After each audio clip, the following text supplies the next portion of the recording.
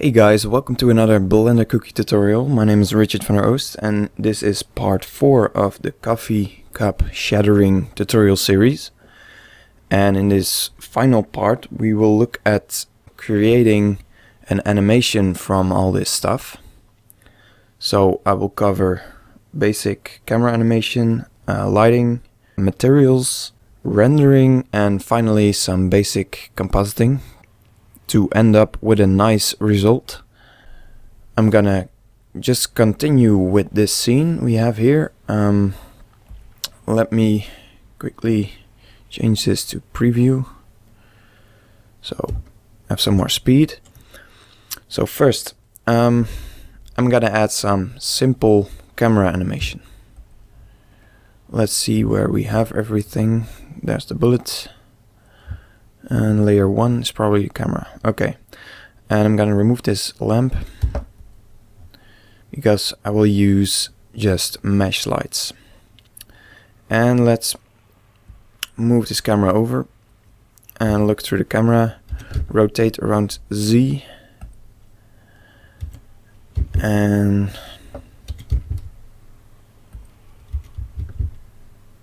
move it back. And I'm only gonna animate the camera location, and then later I will add a target. So I think this is a nice starting point. So insert, let's start on the first frame and insert a location keyframe. And then for this tutorial I will end it at 100. To save some render time, and then I want to have the camera over here, so we have a little bit of motion, maybe a little bit lower. Let's see, a little lower maybe, and insert another location keyframe. And now we only have the motion.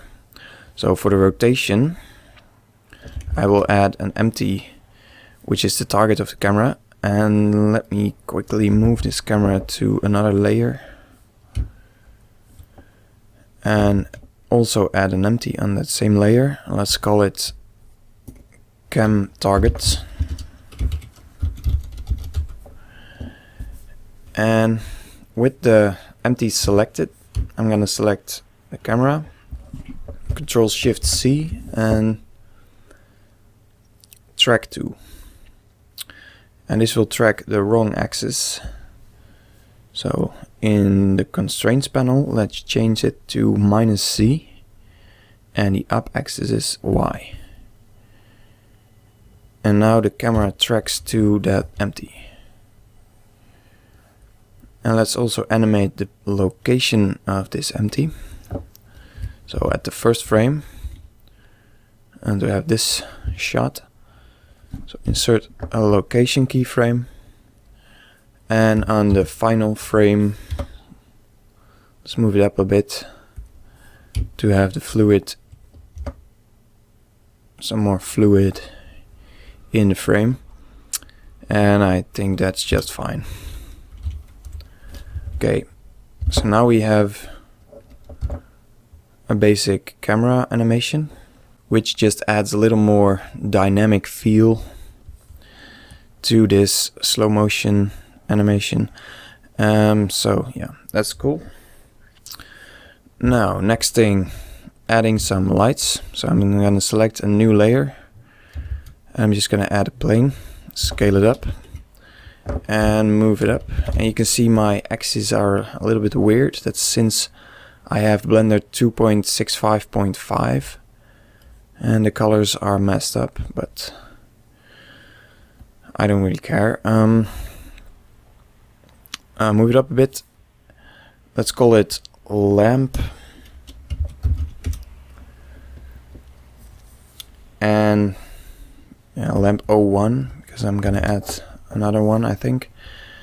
And for the material, add a new material and call it light warm.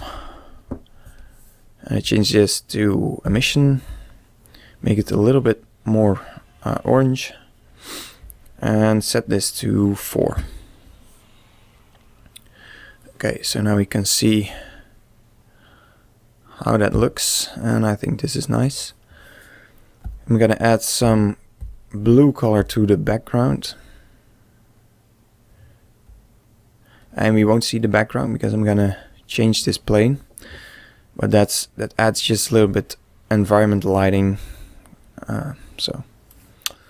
Okay, let's add another lamp, so just duplicate this one and rotate, and let's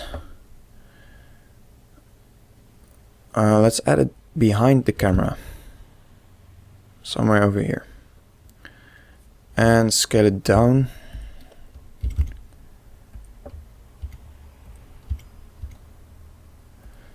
Something like this for nice reflections. Let's make it a single user and make this more of a cold light to have some nice variation. And let's duplicate it along the x-axis. Make it 2 lights.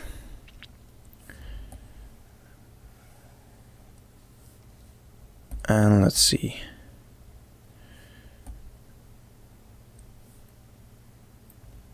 I want to show this layer,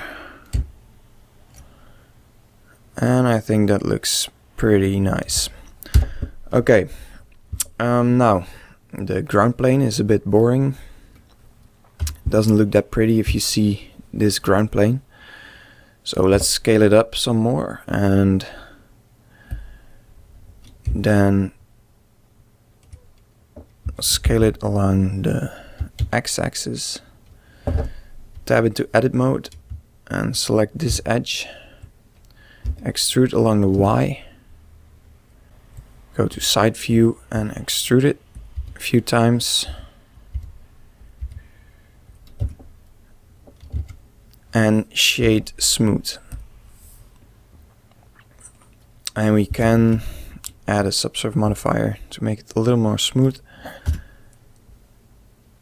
And then in the camera panel, let's set the end clipping to something like 200 to be sure the plane is visible all the time.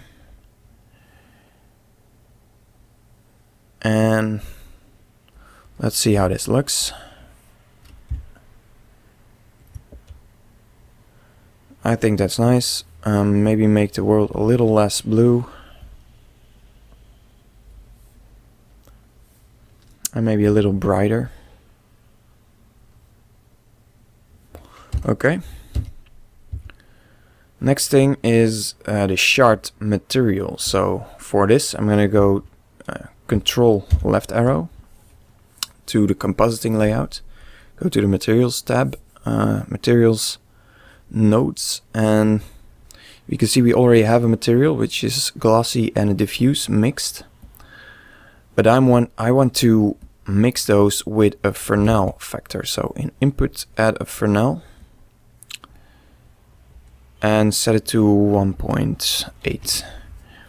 And the Fresnel node basically makes parts that face the camera less reflective and parts that are just, well, I can quickly show you what it does.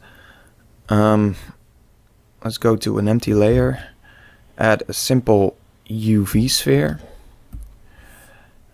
create a new material called Fresnel,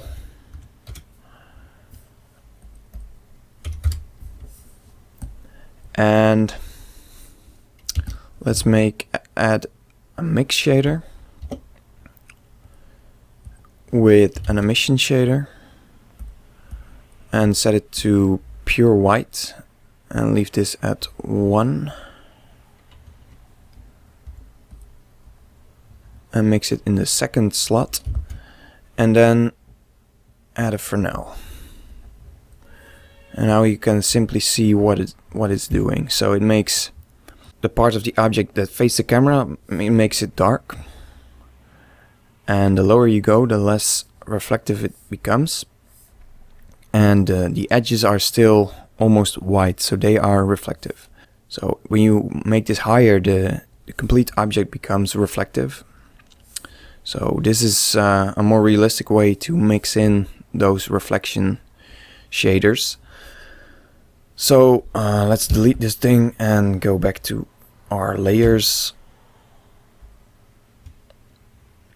So select the shard, and with this Fresnel, I think it's a little more realistic. Go to the inside material over here. I want to make it, the diffuse is fine. I want to make it a little bit warmer, like this. And I want to make the roughness set it to 0.2. And this will kind of fake a rough surface. It's not like a displacement map or a bump map, but it's just the shading is a little bit different for rough materials. And since this, in reality, this is a rough material, I want to set this to 0.2. Okay. That's everything for the cup. Let's now do the most complicated material, the coffee shader. So right now it's just a diffuse material. Let's create a new material and call it coffee. And the base of this shader will be just a glass shader. And now it looks like water. But water has a different index of refraction, 1.333 approximately. And now it looks like water. And maybe I want to go back to the high-res version. Let's add another 3D view here to be able to see what you are selecting. And let's set it to final. And this takes a while to load in, but it definitely looks a lot better, and you can see how the final result is gonna look. So okay, now we have sort of a water shader. Let's set the number of samples for the preview to 0, so it keeps on adding more samples.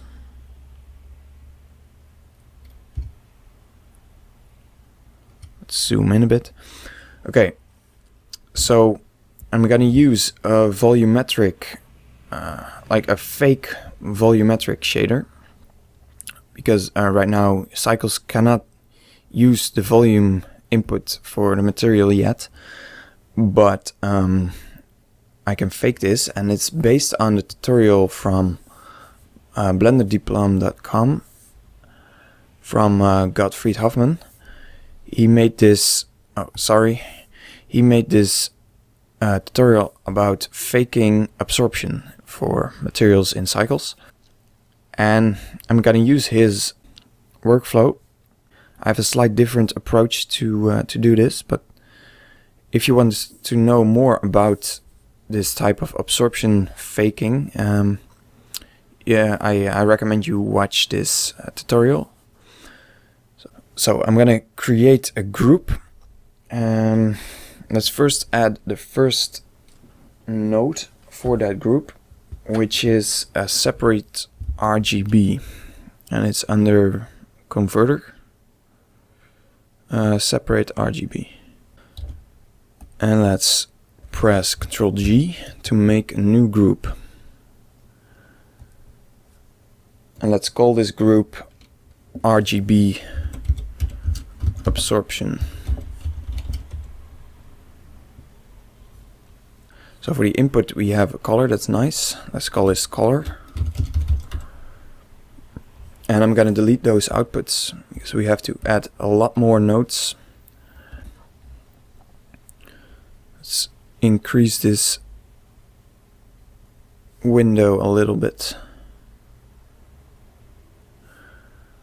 Okay, so the absorption is based on the ray length, so I'm gonna add a light path, and I'm going to use the ray length property. And I only want to use the ray length if we are inside the coffee.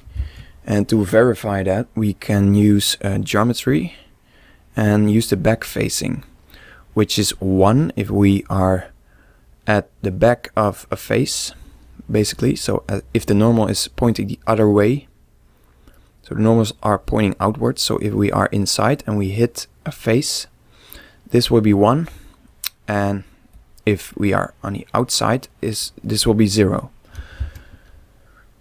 So let's combine those two with a math node and set it to multiply.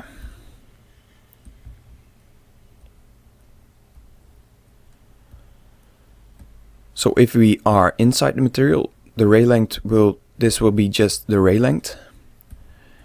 If we are not, it will be 0, because multiplying with 0 gives 0. Okay, and now I want to duplicate this node. I want to multiply with -1. You're going to use this in E, and then the power of this value. But that's more explained in Gottfried's tutorial. So let's just move on. I now want to use these RGB values for the absorption. So let's again duplicate this and set it to divide. And then I'm going to use this value and divide it by red. And why am I dividing instead of multiplying?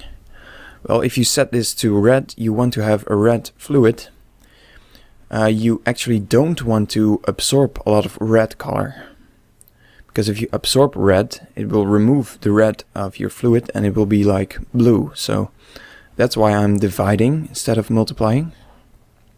So let's do this for every channel, for the green and for the blue.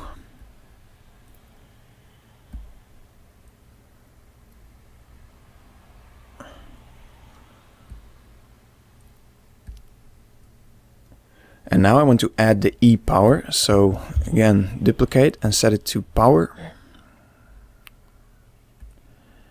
And set this to E, and that's approximately 2.718.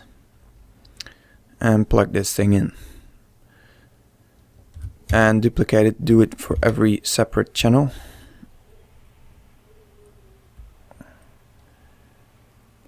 And now, if the ray length is 0 or it's not inside the material, this will be 0. E to the power of 0 will be 1. So if there's no absorption, the color will be 1. So that's what we want. If this ray is very long, we have a very high negative number. And if you plug in a very high negative number in here, this will be almost 0. So that's when there's a lot of absorption going on. So that's what we're going to use, and these are the RGB channels. So now I can combine the RGB channels, and that's our final color. And make this an output of the group. And there we have our group. So let's press tab to go out of the group, and now we have a very simple node with just only a color, and the output is another color. So let's plug it in here, and you can see it already has some absorption, but for coffee we want to set it to a dark brown color. So make it something like this. And you can see we have a very nice effect here. Let's make this window a little bit bigger. And for the very small parts, small droplets, there's almost no absorption. And for the thick coffee splash parts, we have a very dark material. I can make it a little bit lighter.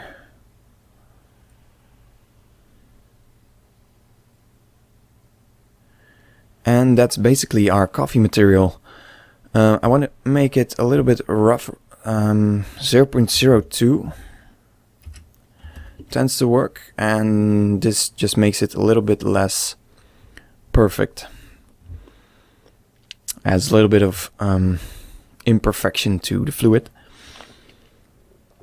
So let's look at how this looks for the first frames. And now this is the original domain shape, which is not what we want. So let's use another layer. Let's use only the first layer with our coffee, and let's apply the same coffee material to this thing.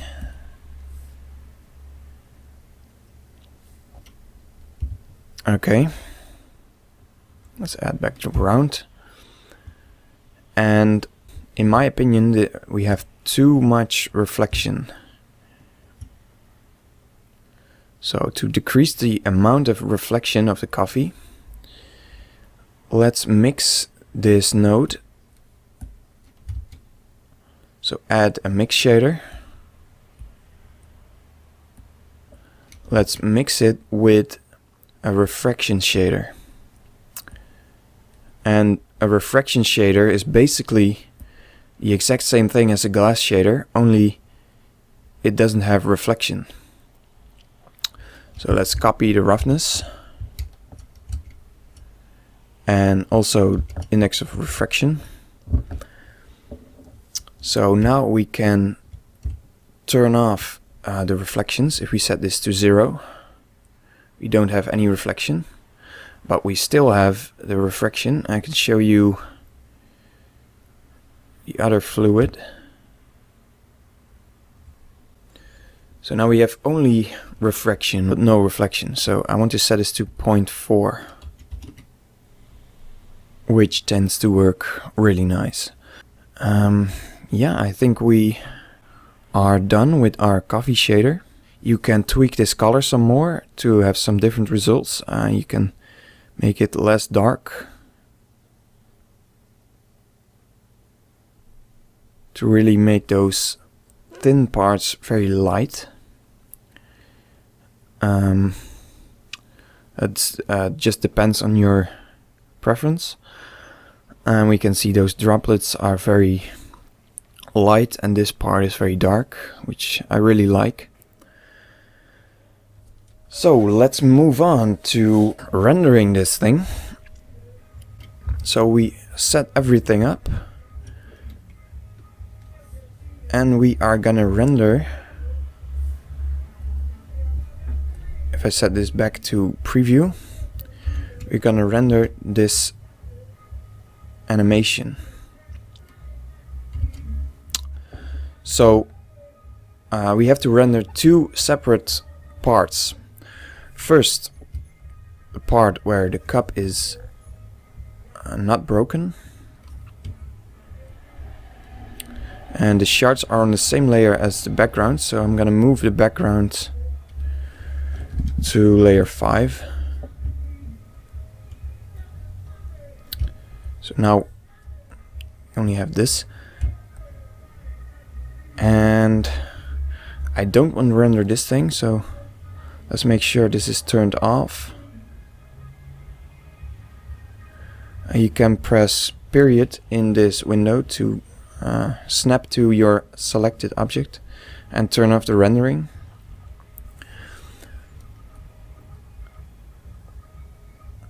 Oh, I forgot to add material to my bullets. So let's add, with Control 2, add a subdivision surface modifier. And let's quickly add a simple copper material to this bullet. Copper, I actually want to, oops, I want to delete this one. I want to mix in two different glossy shaders. So add two glossy shaders and mix those two, again based on a Fresnel and set this really low, 1.25. Add it in. Let's set this to rendered. And let's hide this thing. Okay, it's already looking metallic.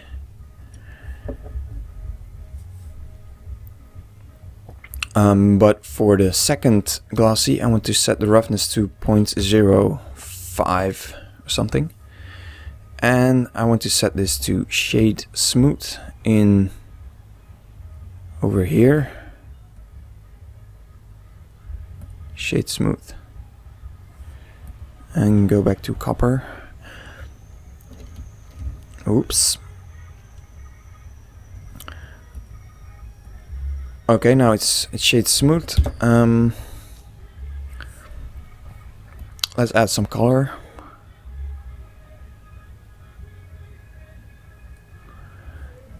As well as here. If you want to have a metal material, you want to have the reflections. Every reflection has to have some color. That will make your material look more like metallic.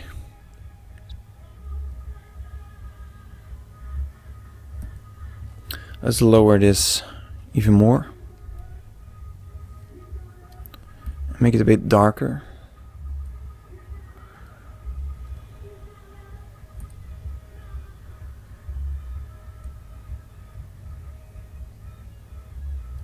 Maybe make this one lighter.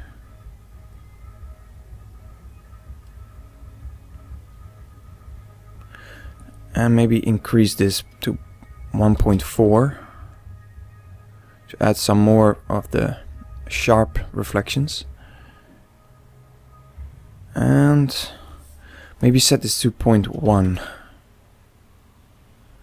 Yeah, that looks a lot better. If you want to have a more realistic bullet, you can add textures to it, but that's for time's sake, I won't do that now. So I think this is a nice material for the bullet. Let's let's look at rendering. Okay, we have to render two parts. One where the bullet flies through the original cup, and one where the bullet flies through the shards. And then later in post-production we will make a very nice transition between those two. So first make sure this coffee is only rendered when it is in the right shape. So frame 14, it is the original domain, and at frame 15 it starts to be the coffee. So let's go to this material and insert a keyframe to the render ability. And then go back one frame, turn it off,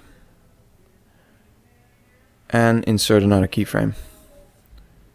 So now this renderability is keyframed, and we want to do the exact opposite with our coffee 0.001, which is just only this shape.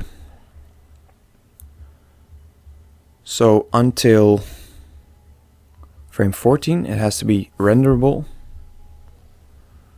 So let's insert a keyframe, and at frame 15 let's turn it off and insert another keyframe. So we switch from this shape to the coffee, the simulated coffee.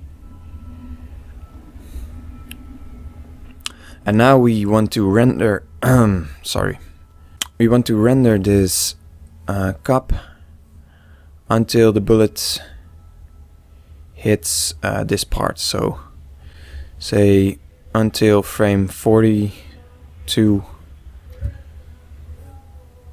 maybe to frame 44. So press E, And let's render this first part. And one other thing I want to do is add some depth of field. So go to the camera, and you can use a focus object, but for this simple animation it's not really necessary. So display the limits, and then you can see the focal point, the focal distance. And I want to set it to somewhere around here.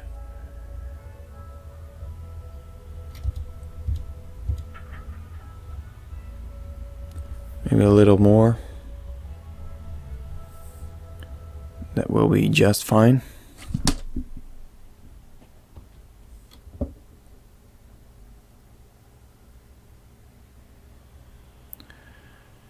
And maybe I do want to select an object, so to select just the target, the camera target, which makes this focus a little bit better. And right now the size of the lens is set to 0. If you increase this, you get a shallower depth of field. So let's look at the rendered version and see what is a nice size. And this is way too much. Let's set it to 0.04. Let's see. Maybe add a little more, 0.06. And then for the blades, the blurry parts are by default are round. You can set the number of blades of your lens. I like to set it to 6 and add some random rotation, say 15 degrees, to make this a little bit more realistic. And so that's all about the depth of field. Now in the render settings, I think this is just fine. I want to render it at 1280 by 720. And then the light paths, we can increase this if we have some black spots, but I don't think that's the case. Maybe set it to 16 to be sure.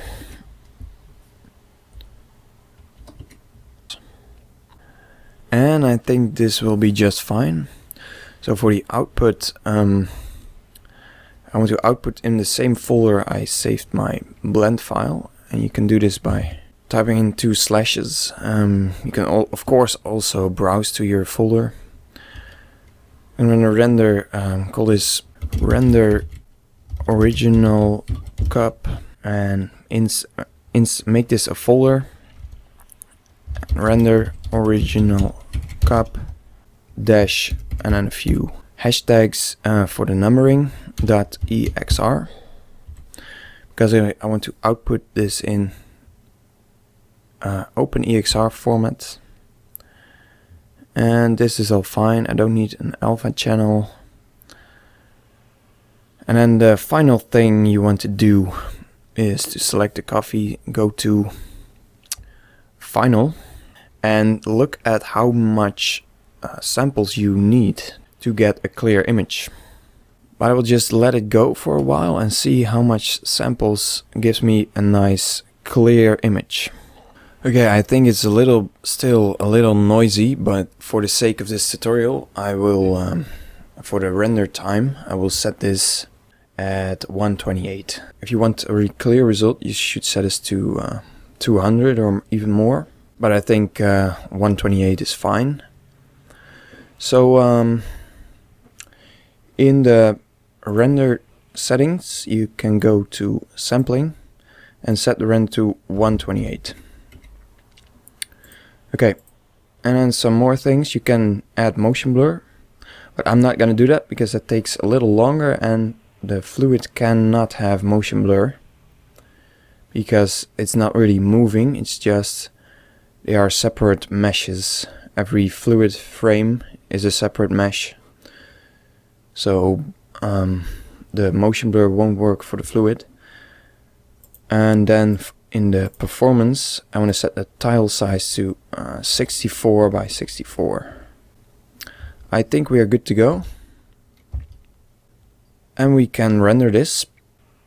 So I'm gonna press Ctrl F12 and let it render until frame 44. And you can see the result is pretty good. A little noisy still, but I don't care. It's for this tutorial it's fine. So I will get back to you in a moment and set up the second render frames. Okay, the first sequence is rendered out. Frame 1 till 44 with the complete cup, and it looks a bit weird right now, but this will be very useful in compositing. So let's go back to the 3D view and uncheck the first layer where the full cup is visible and go to the second layer. So now I want to render the shards, and I want to start rendering at the first impact, which is somewhere around frame 20, I think. Yeah. So I want to start rendering at frame 19. So press S and then end at 100. So I want to render this in a separate folder, of course. If I would render now, it would override my previous rendered frames. So I don't want to do that. So let's make another folder. And by the way, if you are on Windows, these are backslashes instead of normal slashes. Let's call it destroyed cup. And let's also rename the frames itself to destroyed. Okay. So yeah, now we are all set up to render the second sequence. And I changed those two values to 16. They were originally 8. And I skipped a bit quick over those settings without too much explanation, so sorry for that.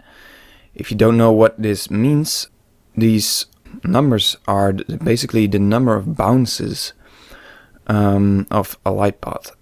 Cycles is a path tracer, so it shoots out rays from the camera and then it hits a surface, say the coffee, and then depending on the material it bounces somewhere.